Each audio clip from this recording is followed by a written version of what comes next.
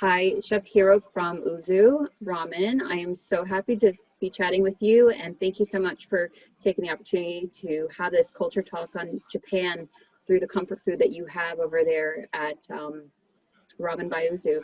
I want to hear more about it, what, the name, what you do, how you started it, and how long it's been around.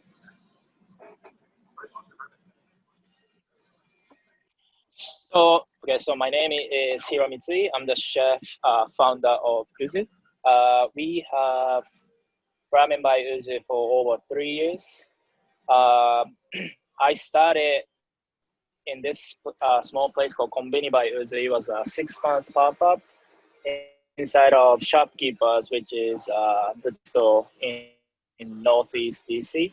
Mm-hmm. Now currently we have a space in Union Market in DC.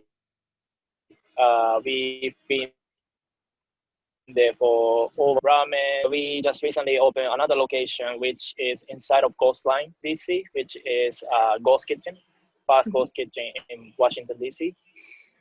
So now we have 2 locations. Nice. And that's awesome. That's great that in 3 years people have looked forward to having the craft that you serve there, that now you have 2 locations. So tell me a little bit about how the passion and your expertise for this as cultural expression started. How did it form, and when? Was it before opening? Like, tell us the story about that. So I originally came to the States to play basketball. I was playing basketball for semi-pro league in DC, and of course I had the knee issue came out.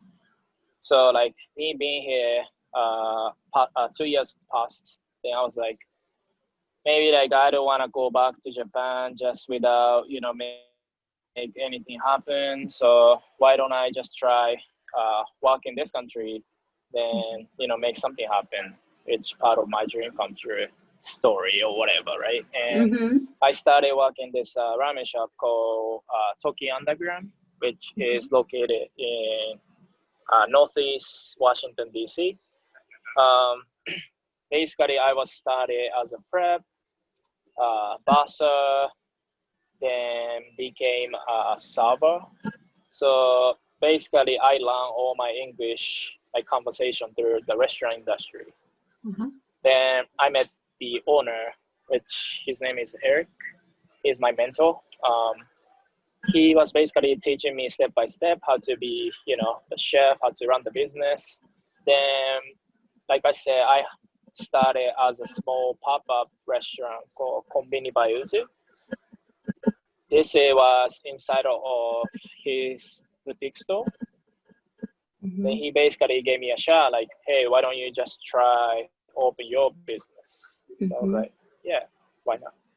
Yeah, how awesome is that story? That's so great that you started from there. And yeah, that's so cool. How do you liken that? So I read where you grew up and kind of your family influence. Tell us a little bit about that. How did that passion form?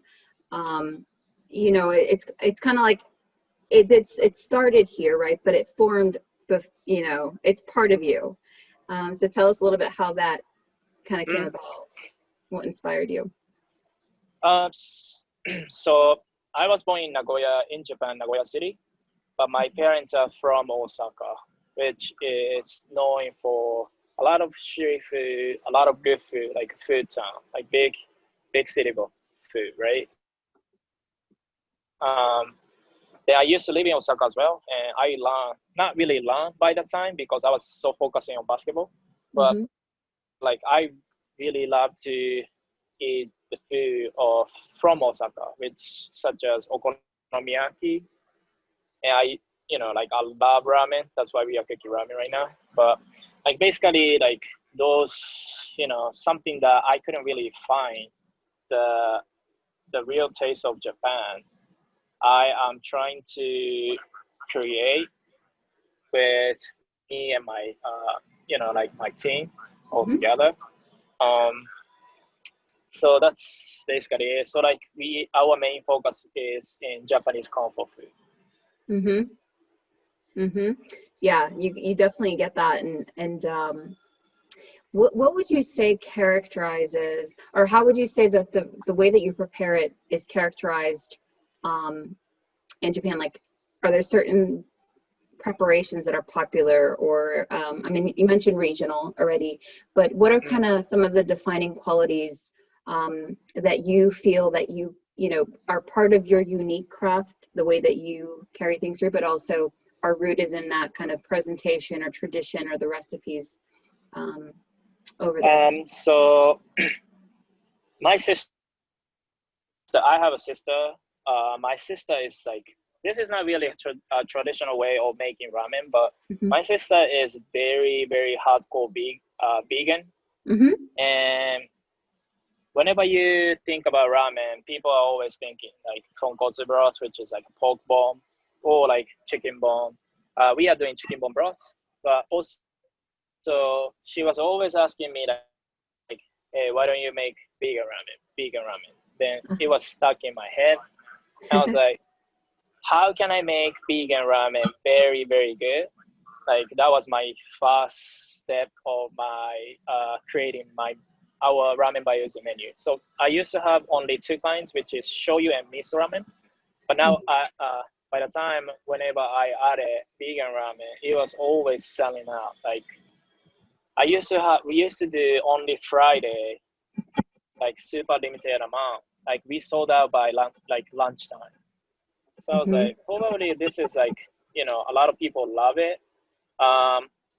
Whenever you think about vegan, it's very clean, very light broth with a lot of vegetable, which is kind of boring for me.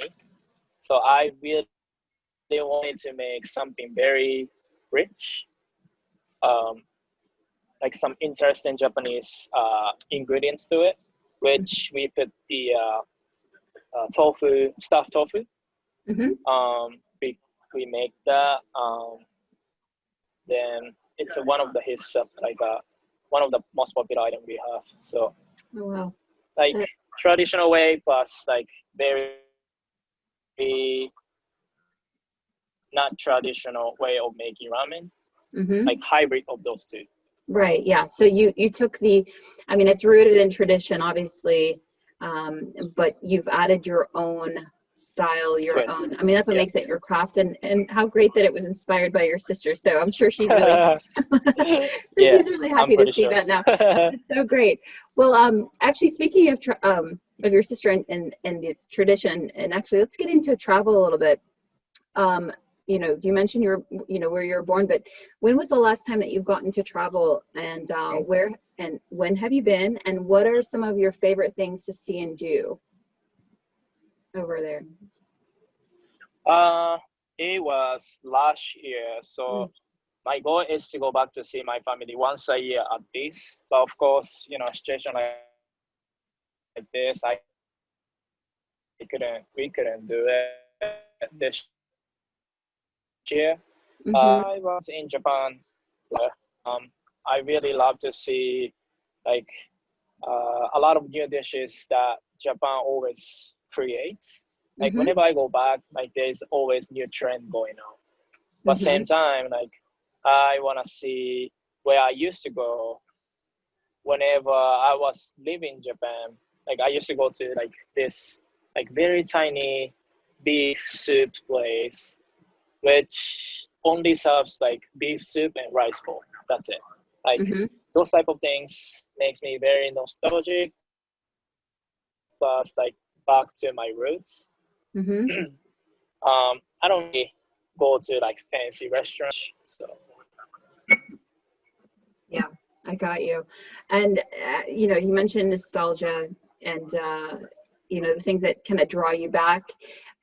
It sounds like that's something. So if we get into kind of the spirit or way of life that you that inspires you and that you carry through to your own experience that you give your customers, what do you feel that spirit or way of life is? So you mentioned nostalgia. Like what is it that makes you so nostalgic that you want to bring it back? You want people to experience that because it really echoes back to the the origins and the culture in Japan?